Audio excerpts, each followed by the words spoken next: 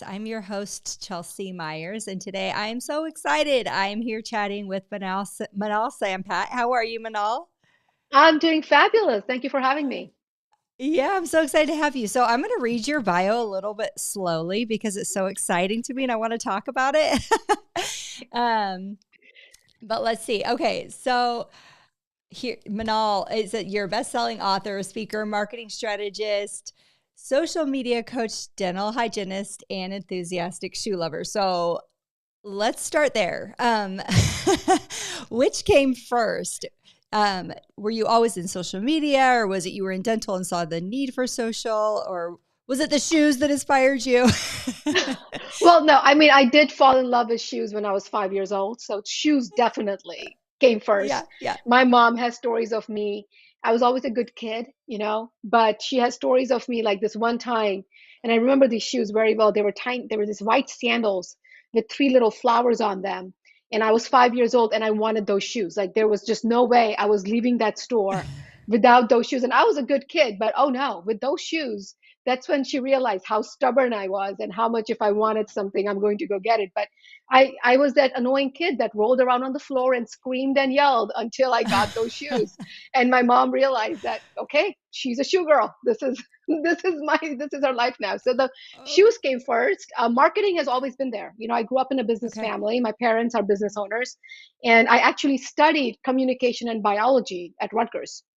So I was Okay. always between, and I was pre-dental, so I was always between one or the other, and I was trying to figure out which one do I want to go. But I studied marketing and I was in marketing before I even went to hygiene. And the only reason I went to hygiene school was to understand clinical care and patient perspective and communication and all that. So I've never really practiced more than twice a week.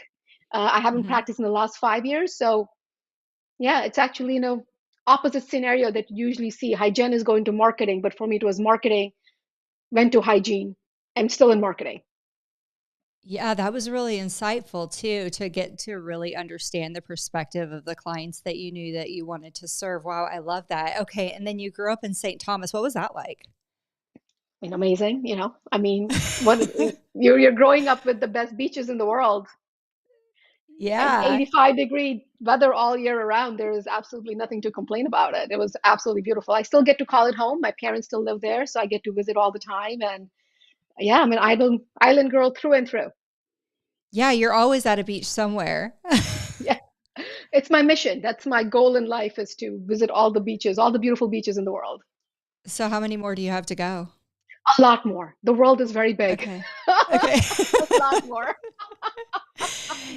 Do you find that you go to some of your favorites frequently, or you just keep trying to do new ones so that you can get that all the world beaches goal?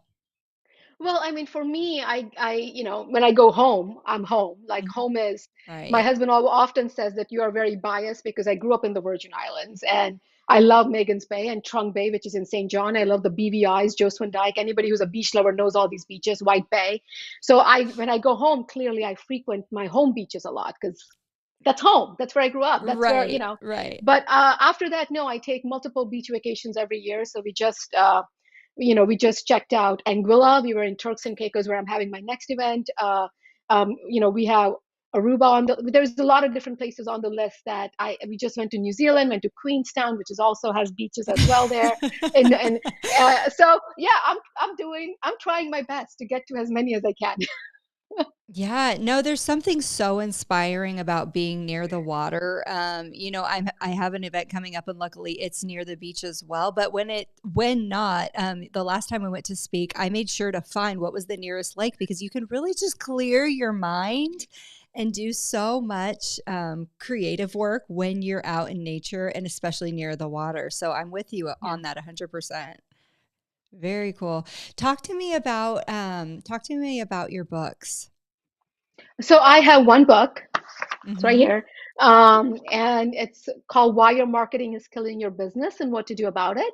Because I'm a marketing strategist, so I don't have products to sell, right? So I don't do your website, I don't do your AdWords and all that stuff. I'm a specific strategist and coach. So one of the things that I'm known for in the industry is to make sure that whatever your marketing budget is right now, to lower it by 20% and still increase your production. And that's why my book is called Why Your Marketing is Killing Your Business and What to Do About It, because there is, in my honest opinion, there is too much marketing and there is too much noise when it comes to marketing. So yeah, I launched it in January of 2020. It was when it was published, and it became an Amazon bestseller in 5 countries. So I'm very happy about that and thankful for that. And it's still going strong. So it's been a great journey with the book. Way to go. Can you talk to me more about that? Because I sit in on a lot of conversations or just hear them in passing about, how people get excited. They want to spend money on marketing because of the end result that they believe it will produce. But when you say, actually, I think there's too much marketing, too much noise, talk to me more about that.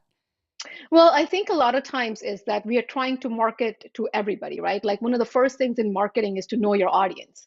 But how many of our practices know their audience? So when I get on the phone with a practice and I'm like, who's your audience? Unless you're a specialty, you don't know your audience. You're like, well, I'm a GP. I see everybody from, age 2 Right. to 100, whoever will come to my practice. But age 2 to 100 is 5 different generations you're trying to market. And if you're going to focus on TikTok, but you really want to bring in seniors and you have Mhm. nothing happening with, proper phone calls or text, then it's not going to work. If you're trying to bring in Gen Xers who are very busy parents and young families, you want to bring them in, but you have nowhere for them to do online scheduling, no way for them to connect with them at where they are with Facebook groups and stuff, you're missing out on that revenue. You could be spending thousands of dollars elsewhere, but if you're not where your audience is, are you really getting the conversions that you need? So what one of the things that I always believed in is to build that avatar, to build your clients, to build your know who your audience is, and then be where your audience is, and then become the best there. So for example, one of the most underutilized ones that I think is Nextdoor. Nextdoor is completely free and it's in your community, Mhm. and so many of the neighborhoods are in there, and people are asking questions in Nextdoor, and I mean, this is your actual neighborhood. But how many Mhm. practices do we know have claimed their profiles or are doing ads on it? Like I have practices on Nextdoor who are dominating it, and everybody in their few mile radius comes to them. And Nextdoor is free, and they spend minimum on ads there. But in the neighborhood, they're the talk of the town because everybody's talking about them on Nextdoor, right? So there are so many clever ways that you can go in front of your audience. It's not always spending tens of thousands of dollars on marketing. Yeah, I love what you're saying. And, that's an important part of the work that I do when I'm coaching clients, but for a different reason, because I find that when my clients don't have a really clear understanding of who they want to serve and what they want to spend their time doing, it leads to burnout and they're not satisfied with their careers. And then things like this, we end up spending money getting more of the types of patients that we don't even want in our practice. It's the work we don't want to do. And so I love what you're saying here because you're right. There, once you know exactly what you're doing or who you're going after, what are your favorite treatments to perform? What are your favorite types of patients to be around? Um, it becomes a lot more automated making those decisions. But talk about building a client avatar or an ideal patient avatar. So I kind of deep dive into it in the book as well. But there is in the book I talk about one specific method, but there's 3 different ways that you build your patient avatar, right?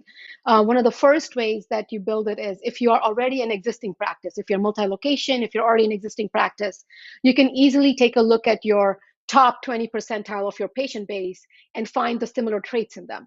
What neighborhoods are they coming from? What are their hobbies? Where do they, where they're usually spending their time? What age group they are in. So you can easily look at what's already working for you and then Mhm. start marketing to those people because that group is already working for you. So if you're an existing practice, this is easy stuff for you to do. It's very, even if you are one location small practice, this is where you look at your top 20 percentile of your patients and literally call Mrs. Smith and be like, hey, Mrs. Smith, listen, we want to do a fun patient appreciation kind of thing. We would love to do something for you. Where do you hang out? Are you in a book club? Do you go to a church group? Do you go to a happy hour? Where do you go? We would love for us to sponsor it. Do you belong to a charity? Because you want to bring more people like her, right? So you can narrow it down that way. If you're multi-location, clearly you can run reports and you can look at this and look at the data and do some analysis. And then you know who your ideal audiences are. So that's one way. It's using your current data already. The second way is to build a brand new avatar, which is I want to bring in, and I have a whole graph around this as well. And we can do this live right now, Chelsea. So um, pick a, our audience here is dentist, right? We are talking Right. to? Awesome. So let's go ahead. Tell me, um, what kind of practice are you? A GP practice, an endo practice, ortho practice, pedo practice? Tell me what kind of practice you are. I'm a perio practice. Okay, so you're a perio practice, right? Now, if you're a perio practice, you organically know who's going to be in your client base, who are the people that you want to bring to your practice. Yeah, I just would like to get more people in my community to be coming to me. I have good relationships with the doctors, but I want more of the community to know who I am. Right. So we want to now break down the community. So which age group or which specific age is the person that you want to bring into your practice? Well, my services are kind of expensive and it's important that they're able to afford what I do. So, probably, anybody in their professional career or retirees. Okay, so we are looking at anywhere between what, 55 and 60, 70? Sure. Sure. Okay, pick a age. Pick one number. Let, let's go 40 to 60. Okay, so pick one, how old they are. They're 40, 40, 50, 60, 52. 50. 50. All right, so they're 50. Is it a male or a female? Female. Okay, so 50-year-old female. How far do they live from your practice? 5 miles, 10 miles? 2 miles. 2 miles, so really close to the practice, right? Now, this person, let's just say this, what are some of the hobbies you wish this person would have? Um, some sort of sport. So tennis, golf, yoga. Tennis, She's golf, active in some yoga, way. Hmm. and active in some way, right? So this is just a part of it. But you see, now we are going to do something that sounds absolutely ridiculous, but it's very powerful in marketing. We are going to name this person. What's her name? Her name is Sylvia. Sylvia, right? So now, guess what? We're going to do everything we can to bring a 50-year-old female named Sylvia who likes to be what? In tennis, right? She loves to go to tennis. And where else? Hmm. What else? She likes to do yoga. So organically, if I want to bring her into my practice, where should I be marketing? She Well, likes to go to, yeah, at the yoga studios, at the club, at the restaurants she goes to, the places she likes to shop. I mean, maybe getting into the Facebook groups that she might be a part of for these things. right? Exactly. So now, in a way, you're building a marketing plan that Hmm. actually works to specifically bring her in. So you know that if this is the kind of people you want to bring in who go to the yoga studio, my first visit will be to the yoga studio and figuring out how we can do cross promotions, if we can go in and host a Q&A session or something fun, or we can drop by goodies for everybody there, or if she's in tennis, maybe we can go ahead and sponsor one of the tennis times there. So now you see I'm directly getting in front of her because I know who I want to connect with. Yeah. You kind of reverse engineer the entire process, and then there's 5 different kinds of marketing that you do, and we go deep into it. There's all different strategies, but this is a quick way for you to say, where should I be spending my money if I want to bring this person in? And you directly go there. Instead of buying a billboard, which she may not be passing if she's 2 to 5 miles away, or whatever those other Exactly. avenues I might spend money in. That makes so much Exactly. sense. Right. And so that's the second way where you build the avatar and you're like, this is a person I want to bring to my practice. Let me do that. Now, the third one is a little bit different and it's based on your treatment avatar. So you build out a treatment. So in this case, let's say you want to market dental implants or full mouth rehabs. So who are those people who actually need dental implants? Who are the people who need a full mouth rehab? So you base it on the treatment. And now you know that if I am a person who needs a full mouth rehab, that means I have messed up teeth, right? So if I'm somebody who is looking into this, where am I hanging out? What am I looking at? Where am I finding? What are the questions that I have? So now you try Hmm. to build your content around that treatment that directly speaks to that person. So if I'm the one looking for it, I'm like, oh, so this is what a full mouth rehab is. Oh, this is what I can do for it. Oh, this is how much it costs. This is how long it takes. This is the reason I may need it. Or these are my other options if I don't want to go that way. But now I'm looking at it and I'm like, oh, this may be the right treatment for me. So there are 3 different ways that you could do your avatars. And depending on where you are in your journey and how you want to do it, and I have some practices that use all 3 different ones. If they're doing all, I have some who are like, I'm a complete startup, Minal. I don't know where to get started, right? And that's like, let's build your avatars together. Who do you want to bring in, right? And it's so Hmm. fun to name them because I'll get on the phone with them and they're like, okay, we are doing everything we can to bring Sarah in, Minal. You won't believe it. We went ahead and, like you said, we went ahead and sponsored this moms group thing, and Sarah's a part of that mom group. And oh my God, we had all these moms talking about it. It's like, see, but Yes. naming them makes them alive. They exist in your world, and now you do everything you can to meet that person. Yeah, I love that. And I think another important thing, and you probably see this too, but I know it comes up in my conversations, is knowing what you don't want. That sometimes is a great place to start, because we don't want any more of the things that frustrate us or stress us out, right?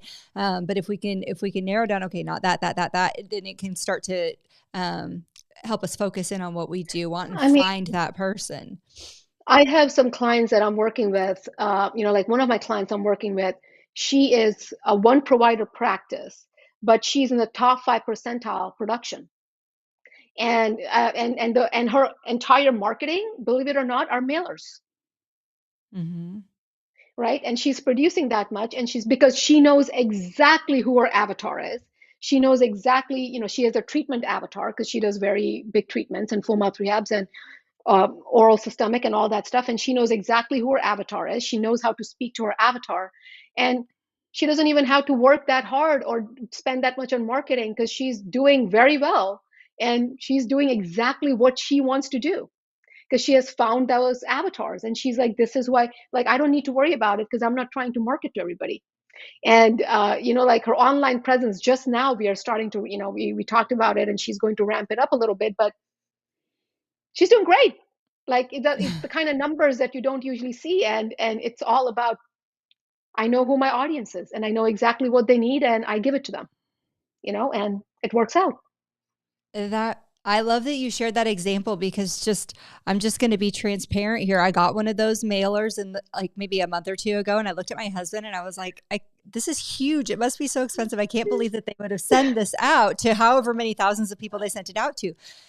That was my thought, but that I'm not a marketer, right? And so when I hear you describe the whole process that she must have gone through to make sure that Hmm. that mailer was really tailored to the exact people that Hmm. need and want to see it, it makes so much sense why she would. I mean, it's a no brainer why Yeah, you would send that out.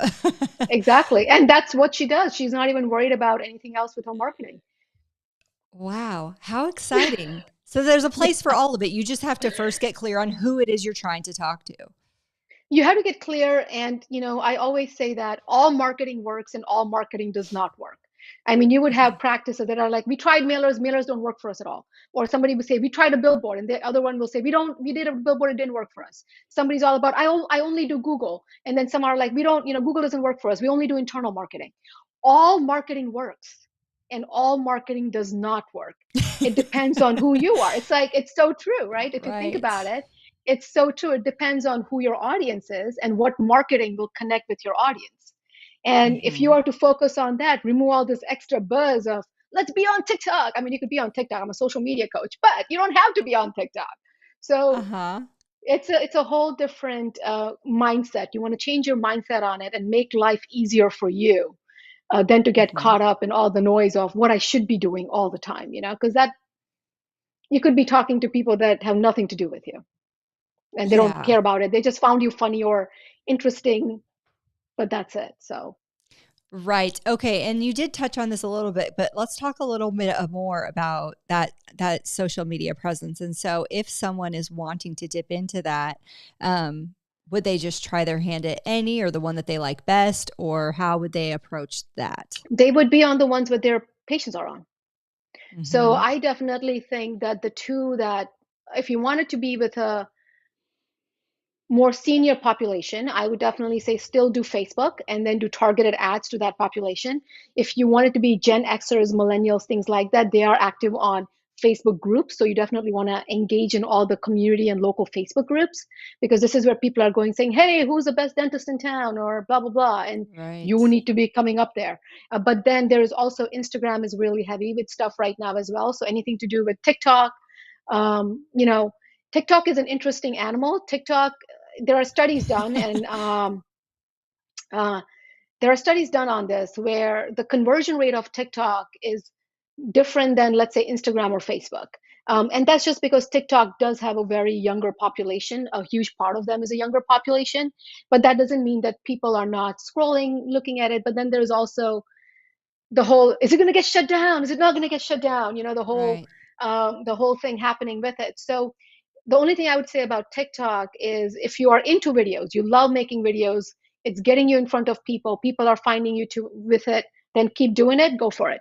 If you hate making videos, then TikTok is probably not a good place because you hate making videos, and TikTok is a video platform. Mhm. Compared to, let's say, Instagram, which is photos and videos, and Facebook is text, photos, and videos. So a lot of the stuff that kind of comes down to is what kind of content you share and how you share it. And majority of the content that is currently working is divided between your practice culture and education. So I have doctors, I have practices who do a lot of like I do a lot of educational posts, and I don't share my personal life at all. I don't want to. I'm not going to. I'm not going to share photos of my husband, of my life, of my home. It's just not who I am, and I'm doing just fine. Like I'm completely okay with that, right? So I don't. And if you want to do it, go for it. Again, that's, we do what we want to do. We are in control of what we share on social.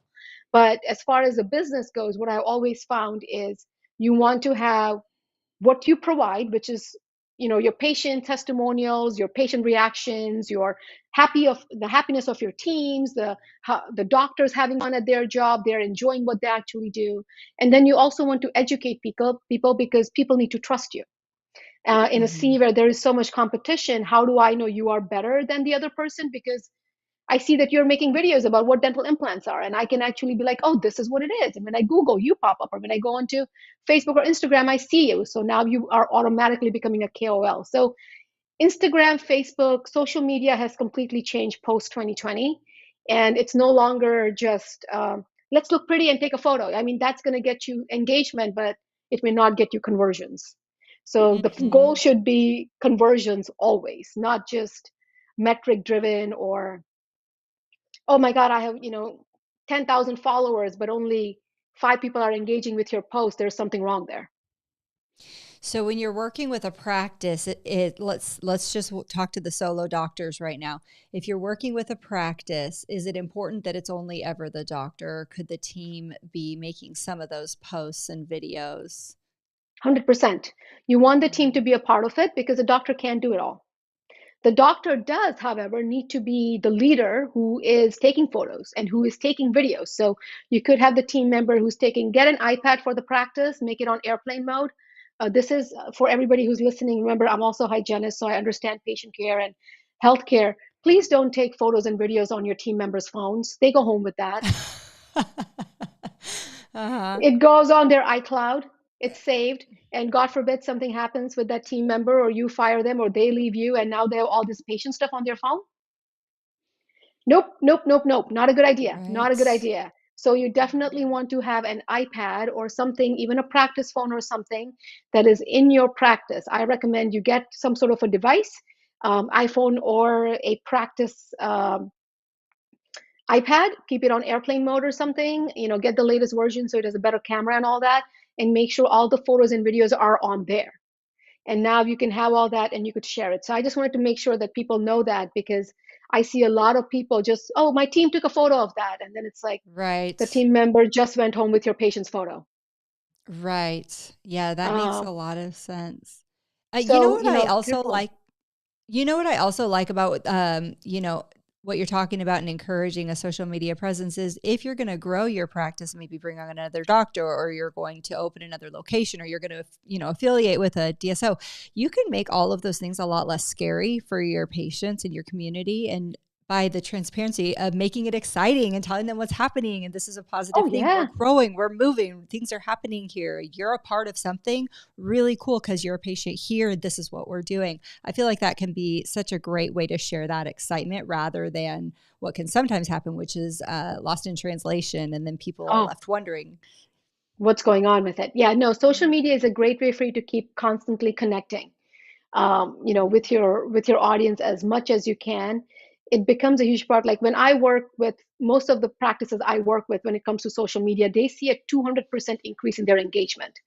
And it's Wow. usually because of things like what you're saying is the content that's being shared and how they're sharing it. But the Mhm. doctor does have to be comfortable, at least to be okay being on photos and videos. Because a lot of times what happens is when the doctor is not comfortable with photos and videos, why should the team be and why should the patients be? Right. You are the Right. leader. So I know that if you don't want to do videos, that's okay. But even if you're okay taking photos with the patients, photos with the team, and then you could have the team do the videos, that's okay too. Mhm. But you are the face of the practice. This is your practice. So people do need to see you, and they do need to see this. And I'll tell you that I work with all the different generations of practices and doctors, and boomers are my favorite generation. Boomer docs are awesome. They're awesome because, like, I'll give you an example of one of these doctors' practices I'm working with. And when I first met him, his wife hired me. She heard me Mhm. speak at a conference, and she hired me. And when I first met him, he's like, "I don't do social media. This is not my thing. Like, I'm never gonna do this." And I'm like, "All right, I get it. I understand it. We just need photos of you." The next thing I know, he's nonstop making videos. He's nonstop, like all the time. Like, I had to call him up and be like, "You gotta calm down. This is not." Yeah. I'm like, "What happened?" He's like, "Oh, I didn't realize how easy it was." It's like, I'm like, "Yeah, it is. It's super easy, but let's calm down a little bit. We gotta, you know." But he was Mhm. so into it. So I absolutely actually love, the boomer docs, because they are so into it. Once they get into it, they're like, "This is so great," and they're so into it. The millennials and the Gen Xers, they kind of know what they're doing too. Sometimes a lot of them are just camera shy. Mhm. And I have different techniques and strategies to make them way more comfortable with it. But yeah, just, there has to be a way for you to become the KOL and share the practice culture. Just remember, that's going to get you conversions, and you want to focus on conversions. Don't do social media because you're supposed to do social media. Do social media because you're getting something out of it. Oh, I love that. I love that. Thank you for sharing that. And a lot of our listeners probably know you or know of you. But if you don't, or if you're still getting to know Manal, one of the things that I just want to bring to light that I love about you and that we connected with the first time we talked is you have a really genuine way that you share. You're way more about give, give, give, help, help, help. And that is why I think that everybody loves you, and why the work that you're doing with your clients is so impactful, and why this doctor who was camera shy is now just like, oh, let's do it, because of that spirit of giving and sharing and we lift each other together. And I really love that about you. Oh, thank you so much. Now, it's for me, 80% of my business comes from social media. Hmm. So, and that includes everything from speaking engagements to clients to, my online course signups. Everything comes through social media. So, like, you and I connected because of something similar, Right. similar to that, right? So, it's um, it's a fun place. And again, I want to stress the fact here that I don't share my personal stuff on social media. Like, yeah, if I go on vacation, I share photos of, like, the landscapes, or, like, you will see selfies of me, but you don't see selfies of my family, my husband, my life, because I don't. And I want to stress that, because that is one of the biggest roadblocks that I hear from people. Because a lot of Hmm. the social media coaches always say, well, they have to see you and your family. And it's like, no, you'll be just fine. If you don't feel comfortable, it's okay. If you want to share, go ahead, totally share. If you don't want to share, you are still going to do just fine. You don't have to worry about that. Right. And I think that brings it back to just that authenticity we were just talking about just knowing, like, what are you comfortable with, and sharing that piece. And if you're not, then it wouldn't be appropriate anyways, if you're trying to share authentically, Right. you know, from your heart. Here's me, here's what I'm offering. And if what you're not offering is into your personal life, well, then don't feel the need to share that. That makes a lot of sense. And also, you need to have a good life balance. So if Hmm. there are certain things that you are like, this is not what I'm okay with, then that's okay. Like, you don't have to make yourself okay with something that you yourself, as a human, as in your own philosophy, feel different about it. Like, don't make yourself uncomfortable. Like you said, be genuine, be authentic. And I talk about it openly. And it's funny because people joke with me, because I'll be at a conference and they try to set me up, and I'm like, happily married happily married for 9 years, been with the Right. same guy since college. I'm like, I don't, and they're like, you're married, you never share about your husband. It's like, yeah, because I don't want to. Uh-huh. So it's totally okay to just be you, and share what you're comfortable with. And people who connect with that, and people who may find it funny, connect with that, and you'll be fine. Like I said, it's nothing that should stop you from being overwhelmed. Certainly. And I think that's what makes it so dynamic, anyways. The different options we have on social media. If we were all sharing exactly the same things, that'd be very boring. And so I think it's actually to our advantage to only do what we want to do and want to share. And, Hmm. we've all come across those profiles where you can tell, you're like, I'm just not connecting with this person. Maybe that's because of what they're sharing and doing. It also could be because they're not being, um, unfiltered. They're not be the armor is still there. And so you're not able to break through that and actually see who that person is and what it is they're trying to share. I think I'm actually honestly still working through that when I make my things. I'd love to hear can you give us one tip? What's one tip on the not being camera shy? Um, you include other people. Oh, That's as simple as that is. Like, for example, the easiest way for you to get comfortable on a camera, like on a video, is have somebody interview you and have a conversation. Because if you're having a conversation, you're just talking. You're not rehearsed and scripted and looking around. Oh, how does my hair look? How does this look? Is the lighting right. okay? I don't know what to say. If somebody's just having a conversation with you, you're just going to have a conversation and record it, right? So it's easy. If you Hmm. feel uncomfortable with just being on camera by yourself, bring a friend, bring a team member, bring somebody else with you so that it's two of you. Yeah. This And is that's how great. simple it is. Yeah. That's so great. Yeah. I was reading one of your posts recently too, and it was really cool. You said you're going to want to screenshot this, and then it was a list of. Do you know what I'm talking about? It's like Yeah, yeah, I don't know, 6 or 7 hooks, like 6 or 7 ways to start your yeah. post. And I found that really useful. Oh, I'm so glad. Yes, I share a lot of content, like on my Instagram, Minal, Sampat, LLC, and my Facebook. My Instagram is where I share a lot of educational stuff. And I am Hmm. honest, and I'm like, get ready to screenshot. And, it's like, because I'm giving this to you, get ready to screenshot. And again, I'll tell them, and I'll be like, do you know this just new thing happened? And here's what the new thing is, or here's what this is. So, yeah, there is a Uh-huh. lot of educational stuff. Yeah, Because why it not? is. It's Share really knowledge. good. Yes, yes. I love that about you. Thank you. Thank I you. need Yeah. to know. Okay, so it says Manal launched her first company by breaking a Guinness World Record. What is this about? So, okay, so in 2013 is when I decided to open up my first company. And I Uh-huh. was in my 20s and I was coming into the dental industry. I just finished hygiene school in 2011. I was doing marketing in dental since 2008. Um, and I wanted to make a splash. I wanted to do something that's going to make me a part of the industry and let people take me seriously. Because here's a 20-some-year-old who's coming in and be like, "Hi, I'm a marketing strategist. And what do I do?" Right? Right. And people are going to be like, Mm-hmm. "Hold up, what do you even do? How do I even know you're good at it?" So I have personally always been obsessed with world records. Like it's something that I look into because it's just to me it's just like a pushing boundaries to how far we can go as humans. Yeah. Like it just breaks, like there is somebody who has a world record for having the most amount of world records. Like it's like this is the kind of stuff that I nerd out about. So there was this world record that was broken in Times Square the year before, in Times Square in New York, in Times Square. And I was looking at it and it was a dental world record.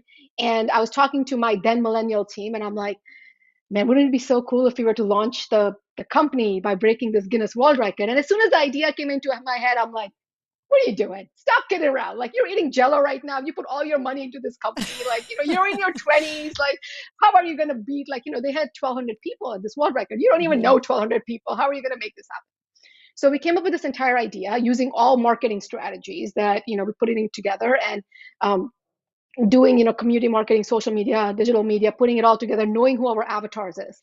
So in October is the month of breast cancer awareness, October, Hmm. and October is also dental hygiene month. I'm a hygienist. Dental breast cancer awareness is a very well known, very much, it's a month where anybody you go to and say breast cancer awareness, they're like October. Everybody knows about it. So it's very well known, Right. right?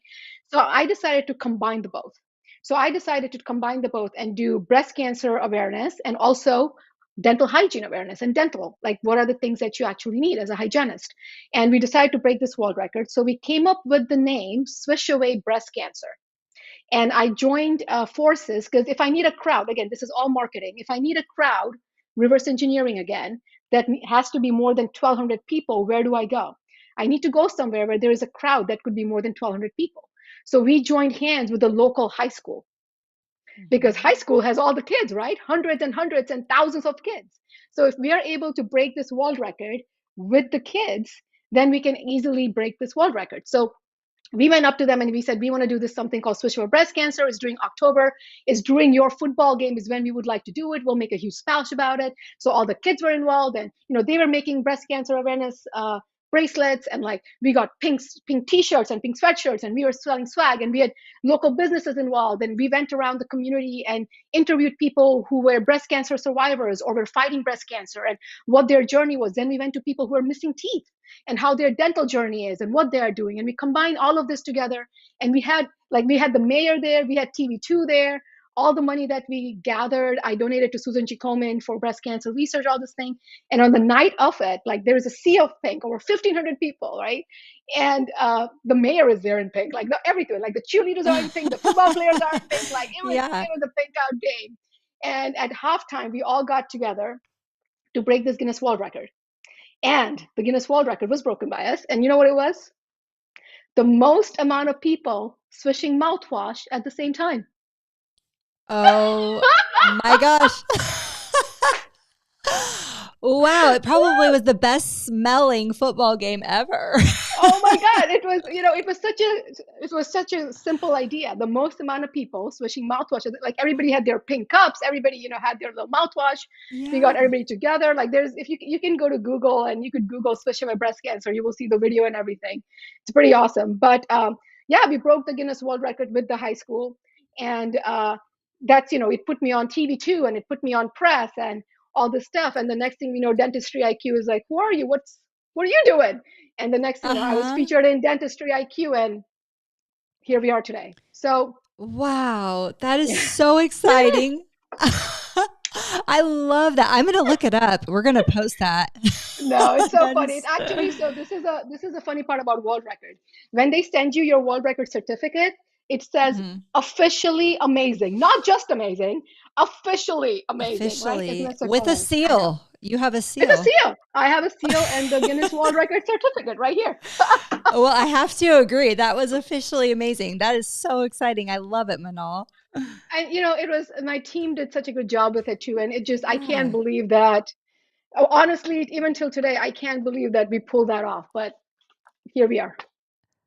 Wow. I mean, that's just so great. And I can't believe it. You do a lot of amazing things, but that is just really, really neat.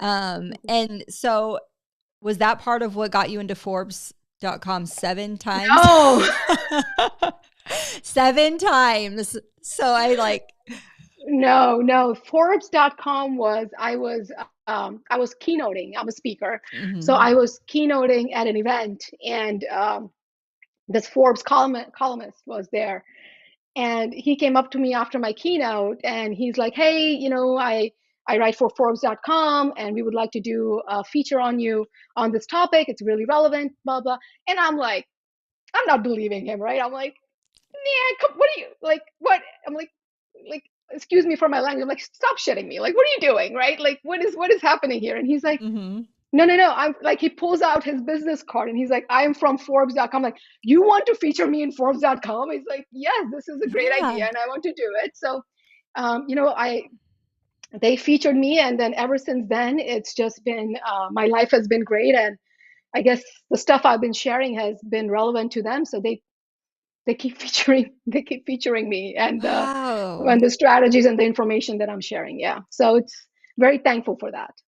That's so great. Yes, I just love that. And I love that for so many reasons. I love it because you deserve it. I love it because it helps more people find you. And I love it because um, it's just that testament to the true impact that you're making. And that is why people know and love you. And I am so glad that that's happening for you as well. No, Very cool. thank you. What was I'm that very first topic grateful. on? I don't even remember. It Okay, because sounds you said, very.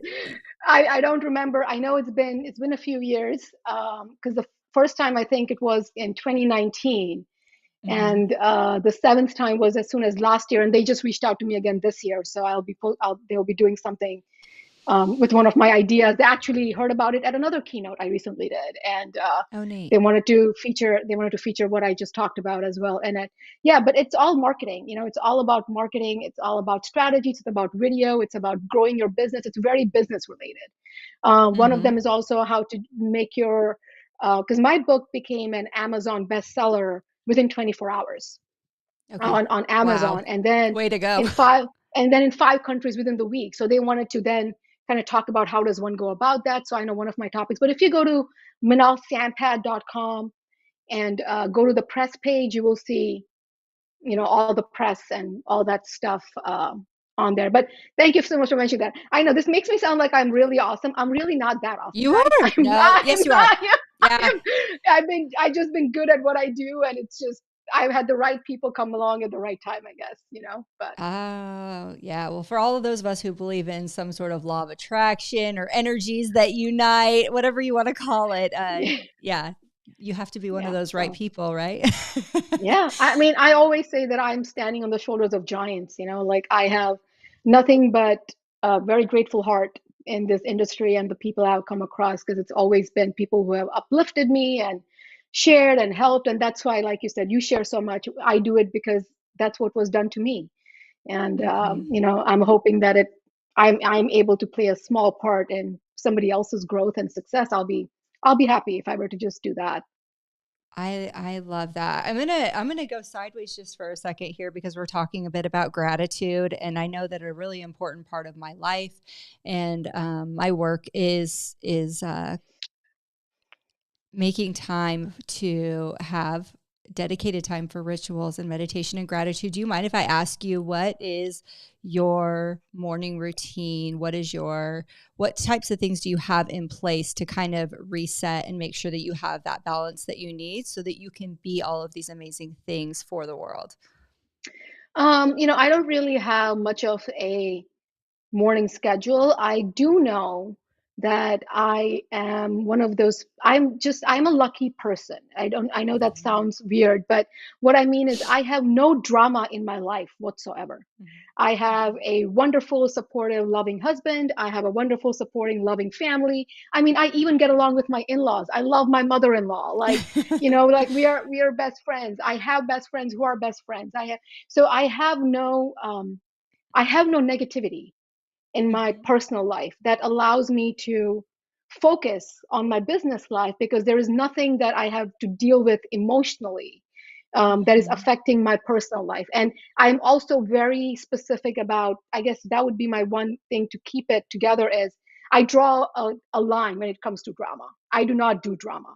I do not, I give people chances. I give people things, but I am not that person that you're going to come across and say, let's talk about her.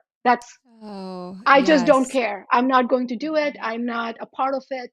Um, I believe the world is big enough for everybody. I work with my competition. In fact, we do webinars and workshops together, and I share openly, as you see on my social media platforms and stuff. So for me, I think the biggest part of my success is having a drama free life, because there is no negativity. And if a negativity tries to come near me, I immediately stop it, because I know it's not going to serve any purpose to anybody.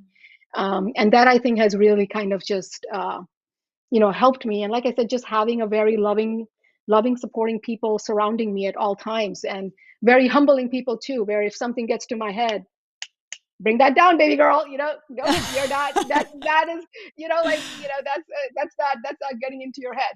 Like, so I'm just surrounded by good people. I really am. I appreciate you saying that. A couple of years ago, I did a podcast on gossip, and it is still to this day our number one listened to episode. And it is a topic that comes up frequently, whether it's a solo practice or an organization. It is a huge cultural poison if gossip is taking place. But I like that you brought it home to just even in your personal life and your interactions with friends and colleagues. It's just, Brene Brown calls gossiping a counterfeit connection where we think we're connecting by disparaging other people and both walk away feeling like a pit in their stomach or Yeah.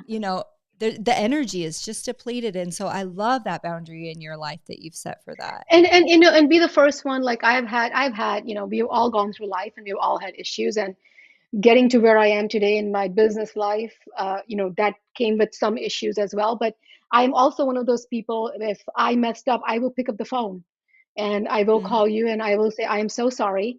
That was out of place. That was necessary. I'm sorry that this happened. Please know that I am that person that I will apologize. And I expect the same from the opposite person. And Mhm. again, if this is a person who is not with that same mindset, they're not in my life. because Right. I don't have time to deal with that. So like I said, it's just boundaries and keeping positive, supportive people in your life and putting the people who are like to create drama or uh, just keep them a little far away, not near me. Yeah. So when we look at that from a leadership perspective, how do you help inspire your team to act similarly? And what do we do when we notice it happening in our businesses? I think there has to be you when you have a team is comprised of many different people. And it's hard for you to specifically know the team's boundaries, and because you're going to have different personalities, you're going to have people who like different things.